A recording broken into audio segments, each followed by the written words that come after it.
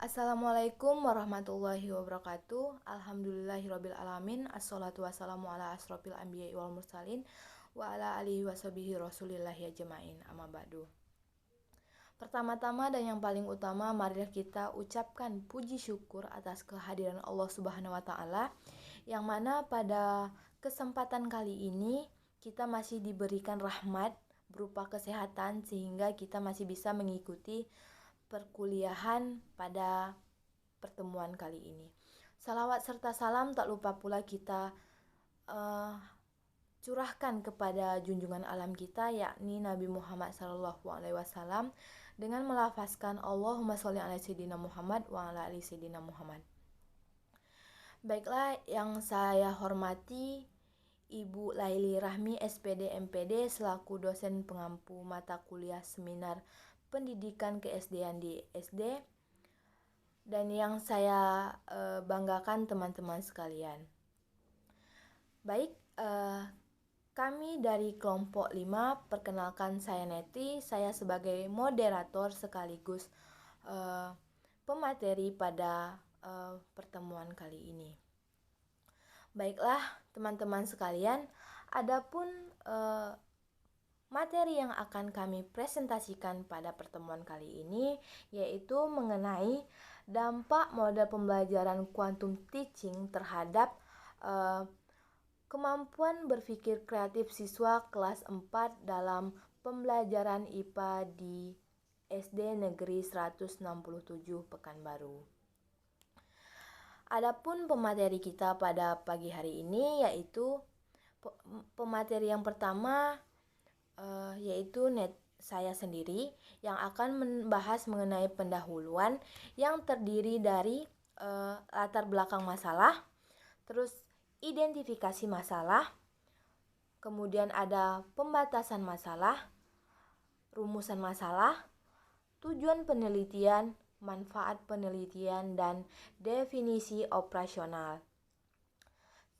Dan pemateri yang kedua kita yaitu ada Syarifah Adinda Maharani yang akan membahas bab 2 mengenai tinjauan pustaka yang meliputi ilmu pengetahuan alam, yang kedua keterampilan berpikir kreatif, selanjutnya model pembelajaran quantum teaching, selanjutnya hasil belajar, materi selanjutnya penelitian relevan, kerangka berpikir, hipotesis penelitian, jenis penelitian, dan tempat dan waktu penelitian. Sedangkan pemateri yang terakhir yaitu Nur Kayati yang akan membahas mengenai metode penelitian. Di mana poin-poin yang akan dibahas yaitu yang pertama metode penelitian, kemudian ada populasi dan sampel penelitian, selanjutnya prosedur penelitian, kemudian variabel penelitian, terus teknik pengumpulan data, dan teknik analisis data. Baiklah, langsung saja kita kepada pemateri pertama kita yaitu Netri. Kepada Netri, waktu dan tempat disilahkan. Assalamualaikum warahmatullahi wabarakatuh. Saya Netri, di sini saya sebagai pemateri yang pertama. Baiklah teman-teman sekalian, pada kesempatan hari ini saya akan membahas bab 1 tentang pendahuluan yang terdiri dari latar belakang masalah, identifikasi masalah, pembatasan masalah, rumusan masalah, tujuan penelitian, manfaat penelitian, dan definisi operasional. Nah, langsung saja kita ke pembahasan pertama kita yaitu latar belakang masalah. Sebagaimana yang telah teman-teman lihat di PPT kami, latar belakang masalahnya yaitu pendidikan di sekolah dasar adalah penanaman seperangkat pengetahuan yang diperoleh siswa melalui pengalaman belajar di sekolah.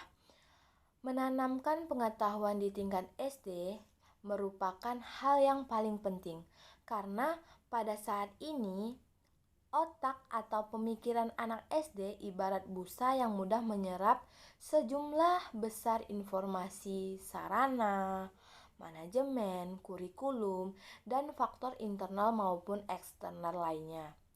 Nah, di sini Guru sebagai unsur pokok penanggung jawab terhadap pelaksanaan dan pengembangan proses belajar mengajar yang diharapkan dapat meningkatkan kualitas proses belajar mengajar. Proses belajar mengajar ini merupakan inti dari kegiatan transformasi ilmu antara guru kepada siswa. Untuk mencapai efektivitas dan efisiensi tersebut, maka diperlukan adanya model yang tepat dalam mencapai tujuan pembelajaran yang diharapkan. Nah, dalam peraturan pemerintah Undang-Undang Republik Indonesia pada tahun 2003 tentang Sistem Pendidikan Nasional atau Sikdiknas, Pasal 3 bahwa pendidikan nasional berfungsi mengembangkan kemampuan dan membentuk watak serta peradaban bangsa yang bermartabat dalam rangka mencerdaskan kehidupan bangsa dan bertujuan untuk mengembangkan potensi peserta didik agar menjadi manusia yang beriman dan bertakwa kepada Tuhan Yang Maha Esa, berakhlak mulia, serta sehat, berilmu, cakap, kreatif, mandiri, dan menjadi warga negara yang demokratis serta bertanggung jawab. Nah, pengetahuan dapat diperoleh siswa melalui aktivitas belajar. Perkembangan pengetahuan siswa tergantung seberapa jauh siswa aktif memanipulasi dan berinteraksi dengan lingkungannya. Pengetahuan ini biasanya meliputi pemahaman siswa terhadap konsep materi yang disajikan guru. Di sini, seorang guru IPA semestinya menerapkan model-model pembelajaran yang dapat merangsang siswa untuk semangat belajar, membangun motivasi positif, dan sesuai suasana lingkungan yang mendukung sehingga dapat meningkatkan pemahaman siswa dan mengembangkan keterampilan berpikir pada siswa. Guru di sini dituntut untuk cerdas memilih model pembelajaran yang tepat yang sesuai dengan sifat mata pelajaran dan materi yang diajarkan. Hal ini menjadi tantangan tersendiri bagi pengajar, terutama pengajar guru IPA, untuk bagaimana cara guru itu mengembangkan berbagai model pembelajaran yang tepat dalam pembelajaran IPA di sekolah dasar. Nah, adapun salah satu solusinya untuk mengembangkan pembelajaran IPA yang tepat di sekolah dasar yaitu dengan mengembangkan suatu model pembelajaran yang membuat siswa lebih antusias dan lebih termotivasi untuk belajar sehingga pemahaman terhadap konsep yang hendak dicapai dapat maksimal. Begitu juga dengan keterampilan berpikir kreatif dapat dikembangkan dengan baik. Nah, salah satu model yang tepat untuk mengembangkan kemampuan siswa dalam pembelajaran IPA di sekolah dasar yaitu model quantum teaching, di mana model quantum teaching ini merupakan pembelajaran yang berlangsung secara meriah dan dengan segala suasananya. Pembelajaran ini berpusat pada siswa. Dengan mode pembelajaran yang menyenangkan, pemakaian berbagai alat bantu seperti penataan bangku yang berbeda-beda, terus ada mampu menciptakan suasana belajar yang menyenangkan, menarik minat siswa untuk terus mengikuti pembelajaran, dan lain-lain. Nah, mode pembelajaran quantum teaching ini dipilih karena keunggulannya dengan sintak tandur. Di sini siswa lebih banyak berinteraksi atau siswa lebih aktif dari model-model pembelajaran lainnya. Nah, selanjutnya materi yang kedua yaitu tentang identifikasi masalah. Berdasarkan latar belakang masalah yang telah diuraikan di atas, dapat didefinisikan beberapa permasalahan, antara lain sebagai berikut. Yang pertama, bagaimana penggunaan model pembelajaran quantum teaching dalam pembelajaran IPA kelas 4 terhadap kemampuan berpikir kreatif siswa di SDN Negeri 167 Pekanbaru.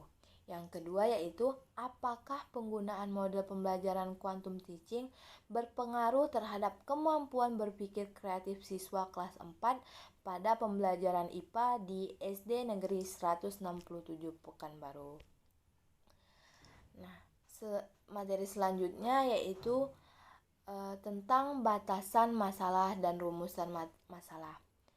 Dari penjabaran telah tertera pada identifikasi masalah, peneliti membatasi masalah yang akan diteliti, antara lain yaitu penggunaan model quantum teaching terhadap pembelajaran IPA di kelas 4 di SD Negeri 167 Pekanbaru.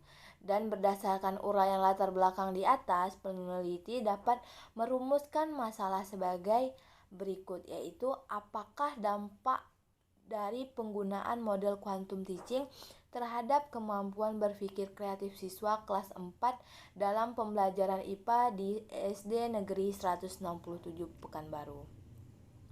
Nah, adapun tujuan penelitian ini dilakukan, yang pertama yaitu untuk mengetahui pengaruh model pembelajaran quantum teaching terhadap kemampuan berpikir kreatif siswa kelas 4 pada pembelajaran IPA di SD 167 Pekanbaru. Yang kedua yaitu meningkatkan pembelajaran IPA dengan menggunakan model pembelajaran quantum teaching. Nah, selanjutnya adapun manfaat penelitian ini yaitu manfaat terbagi menjadi manfaat penelitian bagi penulis, bagi sekolah, bagi guru kelas, dan bagi penelitinya. Nah, penelitian ini telah dilaksanakan, tentunya diharapkan dapat memiliki manfaat baik secara topik maupun praktek. Adapun suatu manfaat teoritisnya adalah dilakukannya sebuah penelitian ini diharapkan agar peneliti mampu dijadikan pelajaran dan gambaran dan pengetahuan bagi peneliti. Dan ada pula manfaat praktisnya yang diharapkan agar didapatkan oleh peneliti, yaitu yang tadi bagi penulis manfaatnya yaitu dapat menambah informasi yang berharga dan dapat menjadi bahan referensi bagi guru dalam penggunaan model pembelajaran quantum teaching ini di sekolah. Yang kedua yaitu bagi sekolah. Nah, manfaatnya bagi sekolah yaitu dapat memberikan masukan dalam membangun suatu komunikasi positif antara sekolah dengan siswa dan masyarakat. Yang ketiga yaitu dampak bagi guru kelas. Manfaat bagi guru kelas yaitu sebagai bahan pertimbangan dalam menumbuhkan dan membangun kemampuan berpikir kreatif pada siswa. Dan yang selanjutnya yaitu manfaat bagi penelitinya. Diharapkan melalui penelitian ini peneliti diharapkan bisa menjadi bahan referensi untuk penelitian selanjutnya. Dan materi terakhir yaitu mengenai definisi operasional. Untuk menghindari penafsiran yang berbeda-beda terhadap judul penelitian, maka perlu diberikan penjelasan beberapa istilah, yaitu yang pertama model quantum teaching. Nah, model quantum teaching ini adalah suatu rangkaian mengajar yang dilakukan oleh guru agar pembelajaran yang dilakukan berjalan secara runtun. Langkah-langkah yang digunakan dalam pembelajaran dengan model quantum teaching ini meliputi tumbuhkan, alami, namai, demonstrasi, ulangi, dan rayakan. Sedangkan yang kedua yaitu untuk hasil belajar siswa. Hasil belajar siswa ini merupakan nilai atau skor kognitif yang diperoleh dari hasil pretest dan post test pada pokok bahasan. Contohnya pada pembelajaran IPA yaitu materi tentang penggolongan hewan berdasarkan jenis makanannya. Sekian dari saya, terlebih dan terkurang saya mohon maaf dan saya kembalikan kepada moderator. Baiklah, materi selanjutnya akan dijelaskan oleh Syarifah Adinda Maharani. Kepada Syarifah Adinda, waktu dan tempat disilahkan. Assalamualaikum warahmatullahi wabarakatuh. Saya Syarifah Adinda Maharani, NPM 1969109933 akan melanjutkan pembahasan mengenai yaitu yang pertama ada kajian teori. Yang pertama yaitu kita membahas pengertian IPA. Menurut KTSP, pembelajaran IPA adalah pembelajaran yang menekankan pada pemberian pengalaman langsung untuk mengembangkan kompetensi agar menjelajahi dan memahami alam sekitar secara ilmiah. Pembelajaran IPA diarahkan untuk inquiry dan berbuat sehingga dapat membantu peserta didik untuk memperoleh pemahaman yang lebih mendalam tentang alam sekitar. Yang kedua yaitu selanjutnya adalah tujuan pembelajaran IPA. Menurut kurikulum tingkat satuan pendidikan atau KTSP, tujuan IPA di SD atau MI adalah agar peserta didik dapat memiliki kemampuan yang pertama yaitu memperoleh keyakinan terhadap kebesaran Tuhan Yang Maha Esa berdasarkan keberadaan, keindahan, dan keteraturan alam ciptaannya. Yang kedua, mengembangkan pengetahuan dan pemahaman konsep-konsep IPA yang bermanfaat dan dapat diterapkan dalam kehidupan sehari-hari. Yang ketiga yaitu mengembangkan rasa ingin tahu, sikap posesif, dan kesadaran tentang teknologi dan masyarakat. Yang keempat yaitu mengembangkan keterampilan proses untuk menyelidiki alam sekitar, memecahkan masalah, dan membuat keputusan.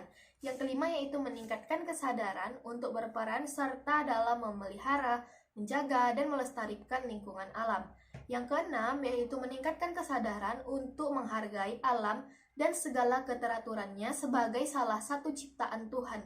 Dan yang ketujuh yaitu memperoleh bekal pengetahuan, konsep, dan keterampilan IPA sebagai dasar untuk melanjutkan ke tingkat jenjang pendidikan yang lebih tinggi. Selanjutnya yaitu saya akan membahas tentang keterampilan berpikir kreatif. Menurut Fauziah, agar bisa mempelajari IPA secara inquiry ilmiah, pembelajaran IPA harus dilakukan secara inquiry ilmiah. Pembelajaran IPA harus didukung dengan keterampilan berpikir. Pembelajaran IPA harus bersifat hand-on dan minds-on. Dalam prosesnya, untuk menemukan siswa tidak akan lepas dari proses berpikir, sebab banyak jenis keterampilan proses sains seperti mengamati, menginterpretasi, atau membuat hipotesis yang bisa dikuasai jika disertai dengan keterampilan berpikir. Menurut Rohmat dan kawan-kawan, tahun 2012, berpikir kreatif adalah kemampuan kognitif orisinil dan proses pemecahan masalah atau kemampuan berpikir kreatif ini yang dimaksud adalah kemampuan berpikir matematis. Berpikir kreatif merupakan dasar mengembangkan dan menemukan ide yang asli, estetis, dan konstruktif yang menekankan pada berpikir intuitif untuk memunculkan perspektif atau mental siswa dan mengutamakan peran siswa dalam berinisiatif dalam kegiatan pembelajaran. Dan memiliki kecakapan berpikir kritis, siswa mampu berkreasi sehingga akan selalu menjadi terbaik di lingkungannya. Dan yang ketiga yaitu kita akan membahas tentang model pembelajaran quantum teaching. Model pembelajaran quantum teaching adalah menciptakan lingkungan belajar yang efektif dengan cara menggunakan unsur yang ada pada siswa dan lingkungan belajarnya melalui interaksi yang terjadi di dalam kelas. Sedangkan menurut Anita 2009, model pembelajaran quantum teaching yaitu suatu model pembelajaran yang menciptakan pembelajaran yang bergairah dan menyenangkan. Selanjutnya yaitu tujuan dari model pembelajaran quantum teaching. Tujuan dari pembelajaran kuantum adalah untuk menciptakan lingkungan belajar yang efektif, menciptakan proses belajar yang menyenangkan, menyesuaikan kemampuan otak, dan dengan apa yang dibutuhkan oleh otak untuk mampu meningkatkan keberhasilan hidup dan karir untuk membantu mempercepat dalam pembelajaran. Selanjutnya yaitu karakteristik model pembelajaran quantum teaching. Yang pertama yaitu model pembelajaran quantum teaching memusatkan perhatian pada interaksi yang bermutu dan bermakna, bukan sekedar interaksi makna. Yang kedua yaitu model pembelajaran quantum teaching menekankan kebermaknaan dan kebermutuan proses pembelajaran. Yang ketiga yaitu model pembelajaran quantum teaching mengintegrasi totalitas tubuh dan pikiran dalam proses pembelajaran. Yang keempat yaitu model pembelajaran quantum teaching sangat menekankan pada pemercepatan pembelajaran dengan taraf keberhasilan yang tinggi. Dan yang kelima yaitu model pembelajaran quantum teaching berupaya memadukan atau mengintegrasi, menyenergikan dan mengkolaborasikan faktor potensi diri manusia selaku pembelajar dengan lingkungan fisik dan mental sebagai konteks pembelajaran. Selanjutnya yaitu kita akan bahas tentang langkah-langkah model pembelajaran quantum teaching. Langkah-langkah pembelajaran quantum teaching lebih dikenal dengan akronim TANDUR, yaitu tumbuhkan, alami, namai, demonstrasikan, ulangi, dan rayakan, di mana unsur-unsur ini membentuk basis struktural keseluruhan dengan melandasi quantum teaching. Langkah-langkah model pembelajaran quantum teaching yang dilaksanakan yaitu yang pertama tadi adalah tumbuhkan. Maksudnya yaitu guru menyampaikan kepada siswa apa yang hendak mereka pelajari dan mengapa hal itu penting. Timbulkan rasa ingin tahu siswa dengan mendemonstrasikan yang menimbulkan teka-teki, masalah kehidupan nyata atau cara lainnya. Yang kedua yaitu tadi adalah alami. Maksudnya ialah guru mengajak siswa untuk masuk ke dalam materi yang akan diajarkan dengan cara memberikan permainan yang ada hubungannya dengan materi yang akan diajarkan. Dan siswa akan mendapatkan pengalaman dari permainan tersebut. Yang ketiga yaitu namai. Siswa dengan bantuan guru menyimpulkan materi pembelajaran berdasarkan pengalaman yang baru saja dilakukan. Selanjutnya yaitu yang keempat adalah demonstrasi. Maksudnya ialah siswa secara berkelompok mendemonstrasikan cara mengerjakan sesuatu. Yang kelima yaitu ulangi. Ulangi maksudnya ialah siswa bersama guru mengulang dan merangkum materi pembelajaran yang telah dipelajari. Dan yang keenam yaitu rayakan. Pada akhir pembelajaran, guru memberikan apresiasi yang baik kepada semua siswa dari apa yang sudah didapatkan dari materi pembelajaran tersebut. Adapun prinsip-prinsip model pembelajaran kuantum menurut Bobby De Potter, itu yang pertama adalah segalanya bicara. Yang kedua adalah segalanya bertujuan. Yang ketiga adalah pengalaman sebelum pemberian nama. Yang keempat yaitu akui setiap usaha. Dan yang kelima yaitu jika layak dipelajari, maka layak pula dirayakan. Selanjutnya itu adakah pengaruh model quantum teaching terhadap kemampuan berpikir kreatif siswa dalam pembelajaran IPA. Mengembangkan model pembelajaran quantum teaching yang diharapkan mampu meningkatkan kemampuan berpikir kreatif siswa, di mana dalam model pembelajaran quantum teaching memberikan penekanan pada kondisi belajar dengan suasana nyaman dan menyenangkan, sehingga terjadi interaksi antara siswa dan guru secara aktif. Proses belajar mengajar IPA menggunakan model quantum teaching dapat merangsang siswa untuk lebih aktif dalam mengikuti kegiatan belajar mengajar. Suasana kelas menjadi lebih hidup dan siswa lebih bersemangat untuk mengikuti proses pembelajaran karena siswa di sini mengembangkan kreativitas mereka masing-masing. Dalam proses pembelajaran, mengajar siswa terlihat lebih aktif dalam hal mengajukan pertanyaan tentang materi yang kita ajarkan. Hal ini menunjukkan siswa tertarik terhadap penggunaan model pembelajaran quantum teaching dan pengaruh yang signifikan pada penggunaan model quantum teaching ini terutama pada pembelajaran IPA. Hal ini terlihat dari nilai kemampuan berpikir kreatif yang diperoleh siswa pada kelas eksperimen. Selanjutnya yaitu ada hasil belajar. Hasil belajar adalah menurut Sujana kemampuan yang dimiliki siswa setelah ia menerima pengalaman belajar. Menurut Susanto, hasil belajar adalah perubahan-perubahan yang terjadi pada diri siswa, baik yang menyangkut aspek kognitif, afektif, dan psikomotorik sebagai hasil dari kegiatan belajar. Menurut Bloom, ada 3 ranah, yaitu yang pertama ranah kognitif, yaitu berkenaan dengan hasil 10 belajar intelektual yang terdiri dari 6 aspek, yaitu pengetahuan, ingatan, pemahaman, aplikasi, analisis, sintesis, dan evaluasi. Yang kedua yaitu ranah afektif, yaitu berkenaan dengan sikap yang terdiri dari 5 aspek, yaitu penerimaan, jawaban atau reaksi, penelitian, organisasi, dan internalisasi. Yang ketiga yaitu ranah psikomotorik, yaitu berkenaan dengan hasil belajar keterampilan dan kemampuan bertindak. Ada 6 aspek ranah psikomotorik, yakni yang pertama itu gerakan refleks, keterampilan gerak dasar, kemampuan perseptual, keharmonisan atau ketepatan, gerakan keterampilan kompleks, dan gerakan ekspresif dan interpretatif. 3 ranah yang dikemukakan oleh Bloom yaitu ranah kognitif, ranah afektif, dan ranah psikomotorik dapat diperoleh siswa melalui kegiatan belajar mengajar. Pada penelitian ini yang diukur adalah ranah kognitif saja karena berkaitan dengan kemampuan para siswa dalam menguasai isi materi pembelajaran. Selanjutnya yaitu menurut Bloom, ranah kognitif berkaitan dengan hasil belajar intelektual yang terdiri dari 6 aspek, yaitu yang pertama mengingat, yang kedua memahami, yang ketiga mengaplikasikan, yang keempat menganalisis, yang kelima mengevaluasi, dan yang keenam yaitu menciptakan.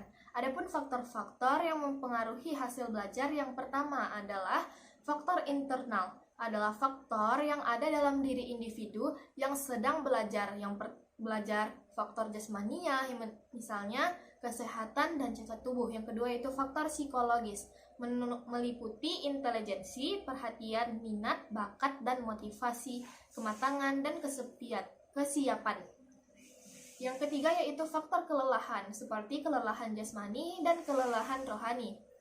Berdasarkan pendapat di atas menjelaskan bahwa faktor dalam diri individu sangat mempengaruhi keberhasilan proses pembelajaran sehingga mendapatkan hasil belajar yang memuaskan. Faktor psikologis seperti intelijensi, minat, bakat pada diri siswa sangat penting sekali untuk dikembangkan. Apabila orang tua atau guru tidak dapat mengembangkan dan cenderung memaksakan bakat yang bukan kemauan siswa tersebut, maka menyebabkan penurunan hasil belajar siswa. Selanjutnya itu ada faktor eksternal. Faktor eksternal meliputi yang pertama adalah faktor keluarga, meliputi cara orang tua mendidik, relasi antar anggota keluarga, suasana rumah, keadaan ekonomi keluarga, pengertian keluarga, dan latar belakang kebudayaan.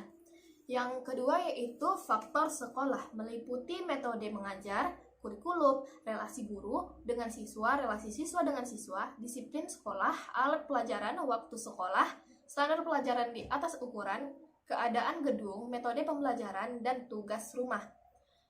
Yang ketiga yaitu faktor masyarakat yang meliputi kegiatan siswa dalam bermasyarakat, media massa, teman bergaul, dan bentuk kehidupan masyarakat. Faktor dari luar meliputi salah satu faktor yang dapat mempengaruhi hasil belajar siswa. Faktor luar meliputi faktor lingkungan. Faktor lingkungan juga dapat membentuk kepribadian siswa dengan cara siswa berusaha untuk menyesuaikan diri dengan lingkungannya. Sedangkan faktor sekolah dapat dijadikan sebagai alat untuk membantu siswa dalam menyesuaikan diri sehingga dapat menghasilkan hasil belajar yang memuaskan. Dari faktor internal dan eksternal, metode mengajar termasuk dalam kategori faktor eksternal, yaitu faktor sekolah. Metode guru yang kurang baik akan mempengaruhi hasil belajar. Oleh karena itu, untuk penggunaan metode mengajar juga ikut mempengaruhi hasil belajar. Salah satu metode mengajar yang dapat digunakan adalah model pembelajaran kuantum. Selanjutnya kita akan membahas tentang penelitian relevan. Menurut Arini, penelitian relevan adalah metode pembelajaran quantum learning dengan mind mapping terhadap prestasi belajar. Hasil penelitian tersebut mengungkapkan bahwa prestasi belajar dapat ditingkatkan dengan penggunaan pembelajaran quantum learning dan dengan membuat mind mapping oleh siswa. Penelitian lain tentang pembelajaran quantum learning dilakukan oleh Rohiyati 2006. Dari hasil penelitian Rohiyati yang menggunakan metode quantum teaching dan quantum learning menunjukkan bahwa prestasi dan aktivitas siswa dalam belajar lebih bisa ditingkatkan. Berdasarkan uraian yang telah dikemukakan di atas, maka penulis dapat melakukan penelitian dengan judul Dampak Model Pembelajaran Quantum Teaching terhadap kemampuan berpikir kreatif siswa kelas 4 dalam pembelajaran IPA di SDN 167 Pekanbaru. Sekarang kita akan membahas kerangka berpikir. Kerangka berpikir itu maksudnya adalah ilmu pengetahuan alam tidak hanya terdiri dari fakta, konsep, dan teori-teori yang berupa hafalan, tetapi juga terdiri atas kegiatan yang melibatkan proses aktif dalam penggunaan pemikiran yang tertuang dalam pemahaman konsep dan kemampuan untuk berpikir kreatif dalam memahami gejala-gejala yang belum diterangkan. Kendala dan solusi penggunaan model pembelajaran quantum teaching yaitu yang pertama, beberapa siswa ingin selalu menguasai eksperimen tanpa memberikan kesempatan pada siswa lain. Yang kedua, yaitu beberapa siswa tidak mau mempresentasikan hasil eksperimen karena malu. Yang ketiga, yaitu media yang digunakan untuk eksperimen sudah rusak dan tidak mencukupi. Adapun solusinya yaitu adalah memberikan arahan kepada siswa untuk saling bekerja sama dengan teman sekelompok. Yang kedua yaitu memberikan motivasi pada siswa agar lebih percaya diri. Dan yang ketiga yaitu sebelum digunakan, media dicetak keberfungsiannya dan jumlahnya. Selanjutnya itu kita akan membahas tentang hipotesis penelitian. Hipotesis merupakan jawaban sementara terhadap rumusan masalah penelitian, di mana rumusan masalah penelitian telah dinyatakan dalam bentuk kalimat pernyataan. Penelitian yang merumuskan hipotesis adalah penelitian yang menggunakan pendekatan kuantitatif. Hipotesis penelitian adalah dampak model pembelajaran quantum teaching dalam kemampuan berpikir kreatif siswa kelas 4 dalam pembelajaran IPA di SDN 167 Pekanbaru. Adapun jenis penelitian yaitu penelitian ini merupakan penelitian tindakan kelas yang dilaksanakan dalam 3 siklus. Masing-masing siklus terdiri dari 2 pertemuan. Penerapan model pembelajaran quantum teaching dilaksanakan pada saat kegiatan awal dan kegiatan inti. Kegiatan inti dibagi ke dalam 3 tahap yaitu eksplorasi, elaborasi, dan konfirmasi.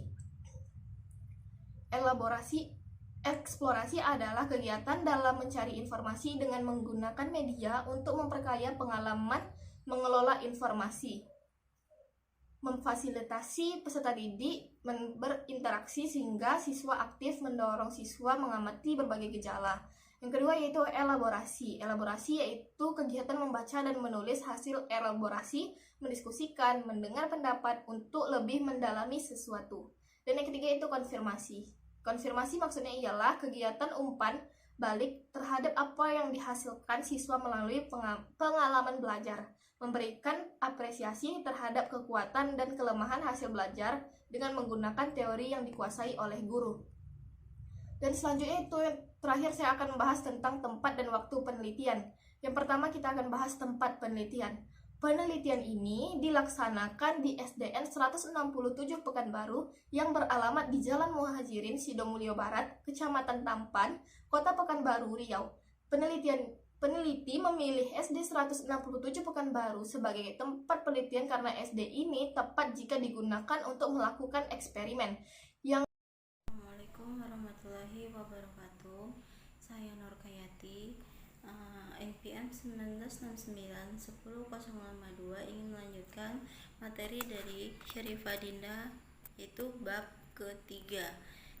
Bab ketiga terdapat metode penelitian. Metode penelitian, dalam suatu penelitian, seorang peneliti harus menggunakan pendekatan dan metode penelitian yang sangat tepat.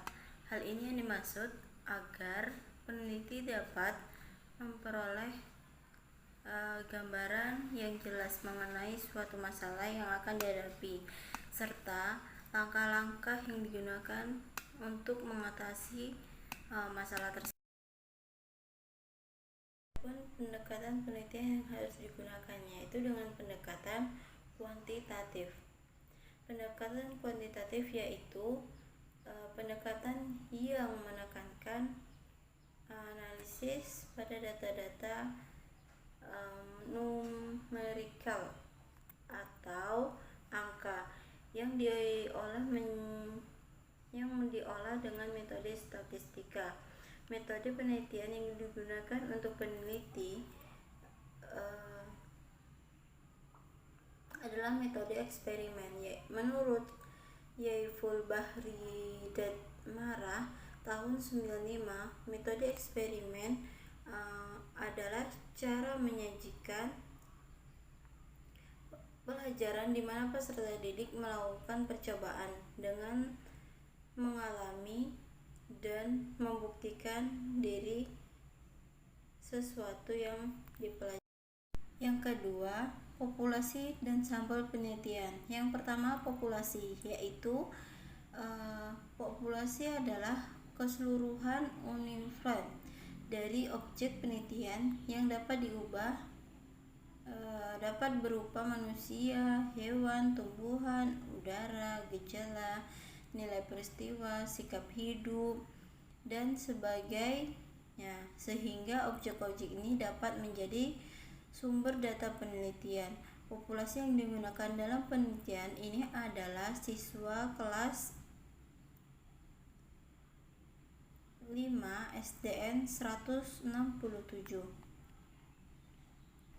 Yang kedua, sampel, yaitu merupakan sebagian dari populasi yang akan diteliti. Menurut Sugiono tahun 2009, sampel adalah bagian dari jumlah karakteristik yang dimiliki oleh populasi. Sedangkan menurut Ari Kunto, sampel yaitu sebagian dari populasi yang diteliti. Sampel dalam penelitian adalah menggunakan dua kelas, yaitu kelas 4A sebagai kelompok kontrol sebanyak 20 siswa. Yang ketiga, pengambilan sampel, yaitu pengambilan sampel menggunakan desain non-probability sampling. Dengan tipe convention sampling, menurut Sugiarto tahun 2001, teknik konvensi sampling adalah pengambilan sampel didasarkan pada ketersediaan elemen dan kemudian untuk mendapatkannya. Sampel diambil terpilih karena sampel tersebut ada pada tempat dan waktu yang tepat. Yang ketiga, prosedur penelitian. Prosedur penelitian meliputi beberapa, yaitu terbagi menjadi 6. Yang pertama, orientasi dan observasi informasi terkait dengan materi yang diajarkan. Yang kedua, menyiapkan bahan ajar, instrumen penelitian, dan RPP yang sesuai dengan penelitian. Yang ketiga, penelitian eksperimen dan kelas kontrol. Yang keempat, memberi pretest. Yang kelima, memberi perlakuan model pembelajaran. Yang keenam, mengadakan post-test. Yang keempat, yaitu variabel penelitian.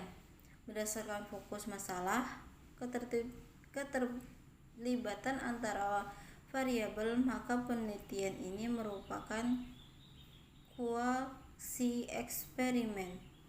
Dengan desain no-equivalent pretest, post-test, control group design, dan sampel diambil dengan cara group random sampling. Variabel dipilih menjadi beberapa, yaitu yang pertama, variabel independen, yaitu model pembelajaran yang terdiri dari dua dimensi atau model quantum teaching dan model pengajaran langsung. Variabel ini sering disebut variabel stimulus, prediktor, antecedent. Dalam bahasa Indonesia tersebut variabel bebas. Variabel bebas yaitu variabel yang mempengaruhi atau yang menjadi sebab perubahan atau timbulnya variabel pendek terkait. Variabel ini biasanya disebut juga dengan variabel eksogen. Sintak model quantum teaching adalah tandur, yakni menumbuhkan minat belajar siswa untuk mengikuti pembelajaran tumbuhan, memfasilitasi siswa untuk mendapatkan pengalaman belajar dengan percobaan alami, membandingkan siswa untuk menarik kesimpulan berdasarkan informasi fakta atau rumus yang ditemukan memberi kesempatan kepada siswa untuk memaparkan hasil percobaan yang telah dilakukan. Teknik pengumpulan data yaitu menggunakan beberapa teknik pengumpulan data, yaitu teknik tes dan teknik non-tes, berupa observasi, wawancara, dan dokumentasi. Untuk menguji kesalihan data dalam penelitian, maka penelitian menggunakan triangulasi teknik dan sumber. Yang pertama, teknik tes, yaitu suatu teknik atau cara yang digunakan dalam melaksanakan pengukuran yang di dalamnya terdapat berbagai pertanyaan. Yang kedua, tes non-tes, yaitu alat ukur untuk mengetahui hasil belajar siswa yang tidak dapat diukur dengan alat ukur tes. Ada beberapa alat ukur tes yang terbagi menjadi dua, yaitu pertama, observasi adalah proses pemerolehan data informasi dari tangan pertama dengan cara melakukan pengamatan. Yang kedua, wawancara. Wawancara adalah salah satu bentuk evaluasi jenis non-tes yang dilakukan melalui percakapan dan tanya jawab, baik langsung maupun tidak langsung dengan peserta didik. Yang ketiga, dokumentasi, yaitu sebuah pencarian, penyelidikan, pengumpulan, pengewatan, penguasaan, pemakaian, dan penyediaan dokumen. Yang keenam, teknik pengujian instrumen. Untuk menentukan layaknya tidak instrumen yang telah diuji untuk digunakan dalam penelitian dilanjutkan dengan melakukan uji validitas isi, uji konsistensi internal berupa butir soal, uji data bentuk butir teks, uji tingkat kesukaran, dan uji reliabilitas pada masing-masing variabel terikat yang digunakan. Yang ketujuh, ada teknis analisis data. Teknis analisis data itu yang digunakan dalam penelitian tindakan kelas. Ini mengacu pada pendapatnya, yaitu analisis deskriptif yang meliputi analisis kuantitatif dan analisis kuantitatif. Dari teknis analisis data terbagi menjadi dua. Analisis kuantitatif yang digunakan untuk menganalisis data hasil tes atau evaluasi presentasi belajar yang diperoleh dari nilai evaluasi dalam tiap siklus. Yang kedua, analisis kuantitatif digunakan untuk menganalisis data tentang interaksi dalam proses pembelajaran. Jenis-jenis dalam penelitian tindakan kelas ini ada dua, yaitu data kuantitatif dan data kualitatif. Yang pertama, data kuantitatif berupa nilai hasil belajar siswa pada mata pelajaran IPA. Sekian dari saya. Assalamualaikum warahmatullahi wabarakatuh.